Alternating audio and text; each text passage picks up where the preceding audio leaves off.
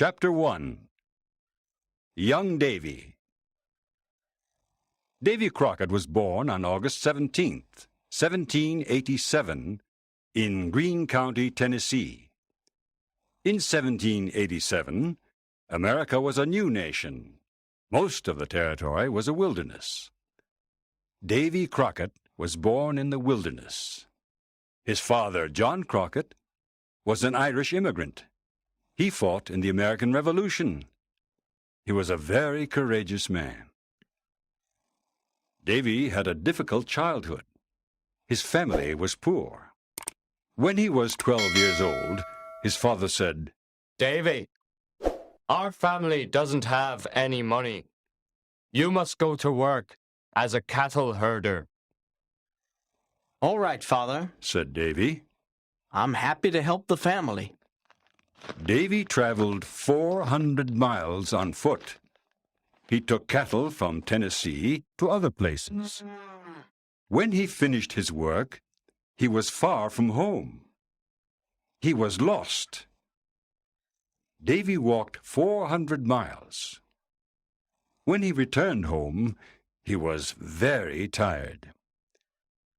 Davy gave his father the money he made.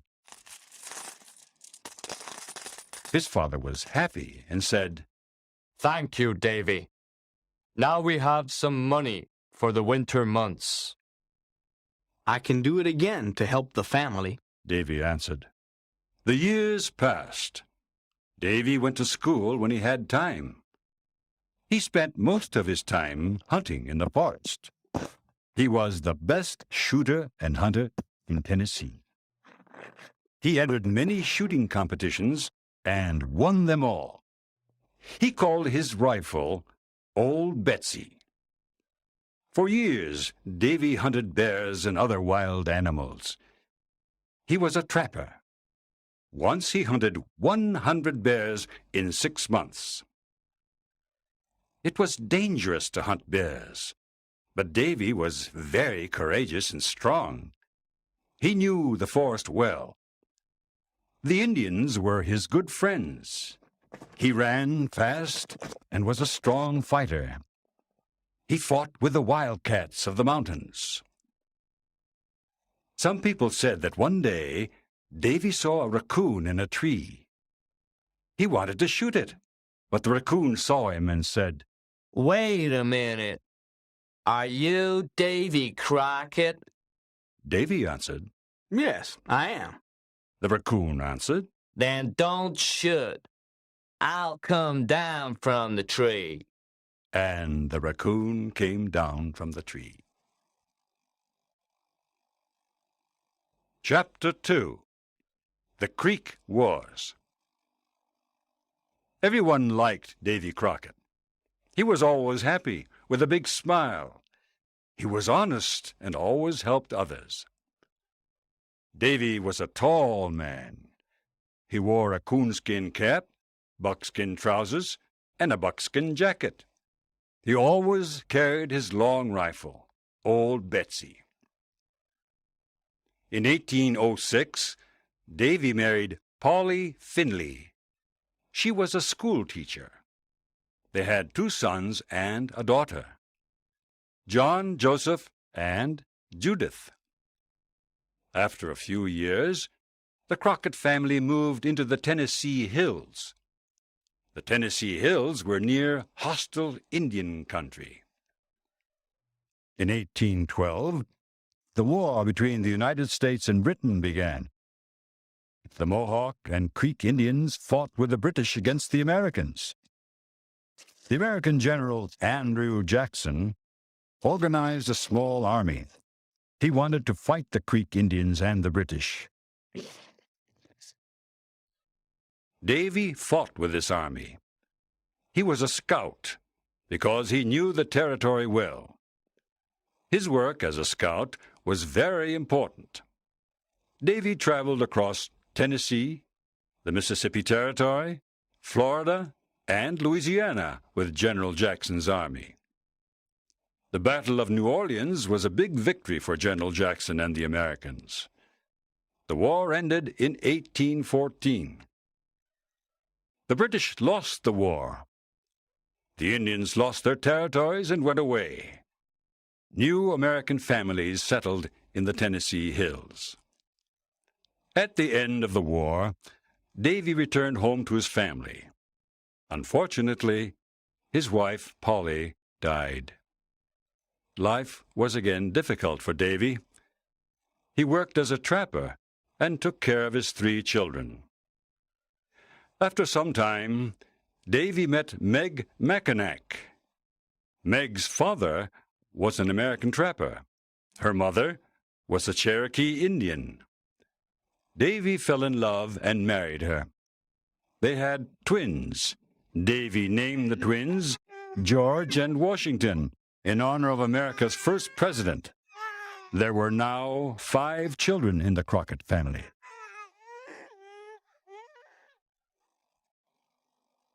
Chapter 3. Davy enters politics. Davy and his big family wanted to live in Lawrenceburg, Tennessee. Davy bought a covered wagon. He and his family put all of their things inside the wagon: chairs, tables, beds, clothing, and many other things. 4 strong horses pulled the big wagon. Davy and his wife sat in the front. The 5 children were inside the wagon. After traveling in the forests and mountains, they arrived in Lawrenceburg. This was their new home. Davy opened a mill. He was a hard worker. His neighbors liked him. Everybody in Lawrenceburg liked him. He became a representative of the town government. He was very popular. People liked listening to his stories about hunting bears and about the War of 1812. They admired his honesty and courage. Davy was different from other politicians. His speeches were never boring. His message was clear. He spoke to the people in simple language. He dressed like them, too. He always wore his coonskin cap and his buckskin trousers and jacket.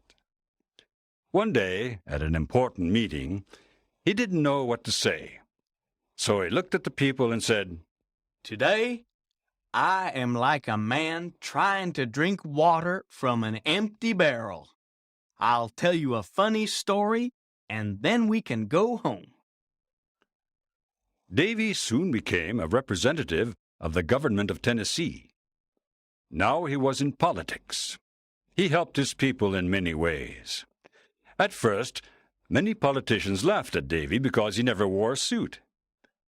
After some time, these politicians admired and respected him. Davy was an honest man. Everyone believed what he said.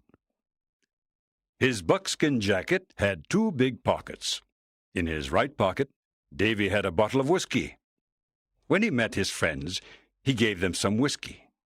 In those days, it was common to give some whisky to friends.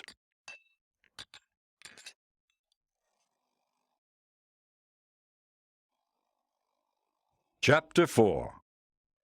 Congressman Crockett.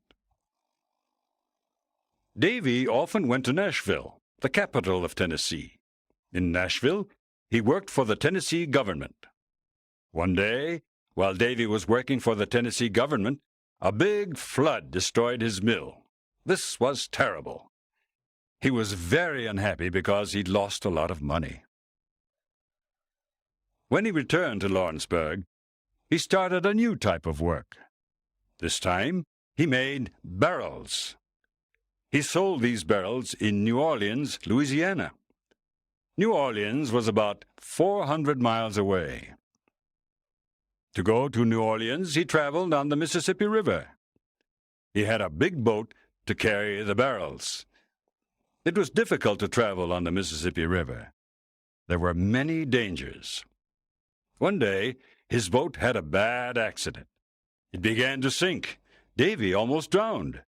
He lost his boat and his barrels, but he didn't lose his life. In 1827, there was a big election in Tennessee. Davy Crockett became a United States Congressman. This was a great honor for him. In the United States Congress, he represented the people of Tennessee. He traveled to Washington, D.C., the capital of the United States. Davy was very happy to be a congressman. He wanted to help his people. There were congressmen who wanted to take land away from the Fox Indians of Tennessee. Davy protected these Indians. He fought against dishonest congressmen. The Fox Indians cannot live without their land. Davy shouted. I must defend all the American people of Tennessee, the whites and the Indians. After months of hard work, Davy was not able to help the Fox Indians. The U.S. Congress made a law that took away land from the Indians. Davy was very angry. He hated injustice. In 1835, he left the U.S. Congress. Chapter 5. Texas.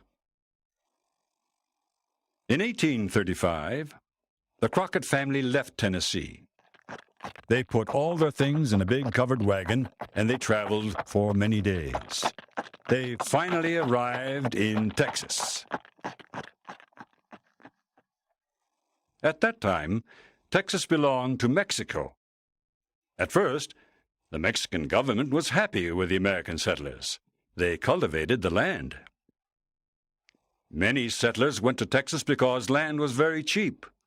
With a little money, a settler bought a lot of land. More and more Americans went to Texas. There were about 20,000 American settlers in eastern Texas. There were only 5,000 Mexicans. The Mexican government did not like this. There were too many Americans. Mexico decided to close its borders. The American settlers were very angry. In 1834, the Mexican general Santa Anna became the dictator of Mexico. He was a cruel man. He sent his soldiers to the Mexican border. He did not want the American settlers to enter Mexico. By 1834, there were more than 30,000 Americans living in Texas. They wanted Texas to be an independent American state. They did not want to live under a cruel Mexican dictator. Davy and his family now lived in Texas. They were happy in their new home. They wanted the independence of Texas, too. One day, Davy heard that the Mexicans wanted to attack Fort Alamo. The Alamo was a Spanish church and fort near San Antonio in western Texas. There were Texans and American soldiers at Fort Alamo. There were also women and children at the fort. War was in the air. Davy knew he must fight for the independence of Texas. Chapter 6. Fort Alamo. Davy asked other American settlers to go to the Alamo with him. Few men wanted to fight, but this did not stop Davy. He and 15 men decided to go to the Alamo.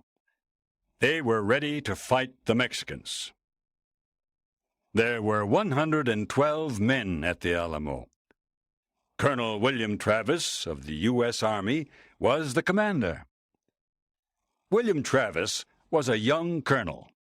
He was only 27 years old. He was a lawyer. He entered the U.S. Army to fight for the independence of Texas. One day, Colonel Jim Bowie and 30 men arrived at the fort. Jim Bowie was a tall, strong man. He was a hunter and trapper. Good evening, Colonel Travis, said Colonel Bowie. I have a message for you from General Sam Houston. Here is the letter. Colonel Travis opened it. He read it aloud. You must destroy the Alamo and come with my army. General Santa Anna will attack the Alamo soon. General Sam Houston. What? Said Colonel Travis. I don't want to destroy the Alamo. I want to defend it. Colonel Bowie said, We cannot defend the Alamo. We must have more men. In February 1836, Davy Crockett and his men arrived at the fort. Colonel Travis was happy to see them. He asked Davy and his men to defend the Alamo. "We don't have many men," said Colonel Travis. "We must ask for more soldiers. I am sending a messenger to General Fannin. He can send us more soldiers." Davy said, My men and I want to defend the Alamo. We are hunters and trappers. Our long rifles can shoot at a great distance. Davy Crockett and Jim Bowie became good friends. Together they repaired the walls of the fort. They cleaned the rifles and the cannons. They were ready for the battle. Chapter 7. The Red Flag. One morning a messenger arrived. I have a message from General Fannin. He is very sorry he cannot send any soldiers. You must leave the Alamo now. General Santa Anna is near. You are all in danger. We don't want to leave the Alamo, Said Jim Bowie. We want to fight for the independence of Texas. How many soldiers has General Santa Anna got? He's got about 4,000 soldiers. Said the messenger. Colonel Bowie looked at Colonel Travis. We must speak to our men, said Colonel Travis. Yes, Said Bowie. we must speak to them. Colonel Travis called his 187 men. He said sadly, General Santa Anna is coming to attack us. He has about 4,000 soldiers and lots of ammunition. We have only 187 men and little ammunition. We have little food and water. Remember, there are women and children in the fort. Then he marked a line on the ground with his sword. Those who want to fight for the independence of Texas, cross this line. The others can leave the fort and go home. There was a very long silence. Davy thought about his wife and his 5 children. Then he thought about the independence of Texas and the American settlers. He thought about a new American state, Texas. All the men crossed the line. These men wanted to defend the Alamo. These men wanted an independent Texas. On February 23, 1836, General Santa Anna and his army arrived. He sent a messenger to the Alamo. He wanted the people in the Alamo to leave. The men in the Alamo answered with a cannon shot. They did not want to leave. They did not want to return to the United States. General Santa Anna was furious. He showed a red flag. The red flag meant no prisoners. He wanted to kill everyone in the fort. On February 24, 1836, General Santa Anna's army attacked the Alamo. The Mexicans had an enormous cannon. It shot a cannonball that damaged a wall of the fort. Davy said, We must destroy that cannon. It can destroy the walls of our fort. That night, Davy and Jim Bowie left the fort. They went to the Mexican camp. Everyone in the camp was sleeping. Davy and Jim silently passed behind the 2 Mexican guards. They put mud and stones in the enormous cannon. Then they returned to the Alamo. The next morning, the Mexican army used the cannon. It exploded. The Mexicans were very surprised. Their enormous cannon was destroyed. The men in the Alamo killed many Mexican soldiers. The Mexican army attacked many times during the day, but the Texans and the American army defended the Alamo. Chapter 8. The Massacre. The days passed. The battle continued. There was little food and ammunition. The men in the Alamo fought courageously. Nothing stopped them. After 12 days of fighting, General Santa Anna sent all of his army to attack the fort. On March 6th at 5 a.m., the Mexican bugles played the duguello. The duguello was a war song. It meant death for everyone. Women and children at the fort were tired and afraid. The situation was desperate. The men at the Alamo heard the duguello. They understood the message. General Santa Anna's army attacked the fort from all sides. It was a terrible battle. Everyone was shooting. Cannonballs were flying. A lot of men were injured. Some men were killed. Davy and the other men defended the fort.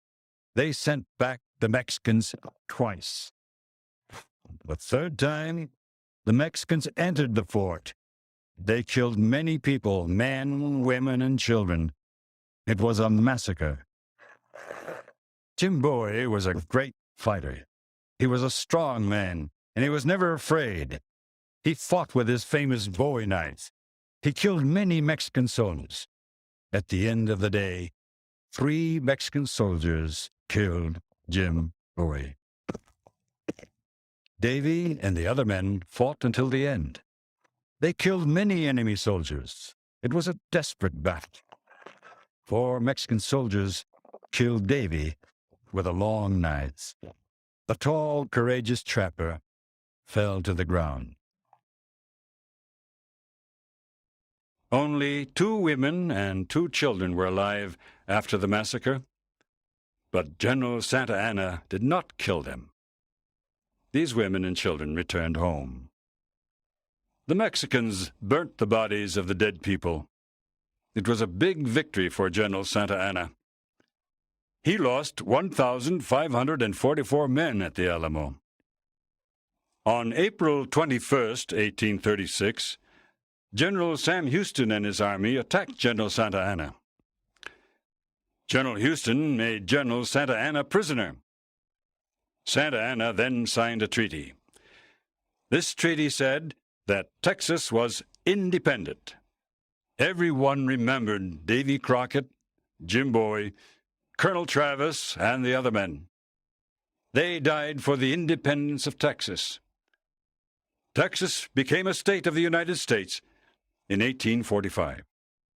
All through his life, Davy Crockett did what he believed was right. With his honesty and determination, he became a national hero. Davy Crockett was the perfect example of the American free spirit. In his life story, Davy wrote, I leave this rule for others when I'm dead.